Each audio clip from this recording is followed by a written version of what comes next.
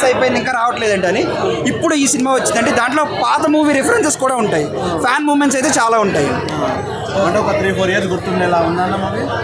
I would say next Upendra గారి movie వచ్చే వరకు కూడా ఇది గుర్తుంటుందండి. కంబ్యాక్ ఇచ్చినట్టే మూవీ, కంబ్యాక్ ఇచ్చినట్టు. చాలా మంది స్టోరీ అర్థం కావట్లేదు. లేదండి, స్టోరీ గ్యారంటీగా అర్థమవుతుంది, అర్థం కాకుండా అయితే ఏముండదండి. యాక్చువల్ అంటే ఎక్కువ చెప్పినా కూడా స్పాయిల్ అవుతుంది. ఉపేంద్ర అంటేనే డిఫరెంట్, ఆ రేంజ్లో ఉందంట. గ్యారంటీగా డిఫరెంట్గా ఉందండి. ఆయన చాలా రోజుల తర్వాత మళ్ళీ ఆయన ఓన్ డైరెక్షన్లో కంబ్యాక్ ఇచ్చారు. స్క్రీన్ ప్లే కానీ డైరెక్షన్ కానీ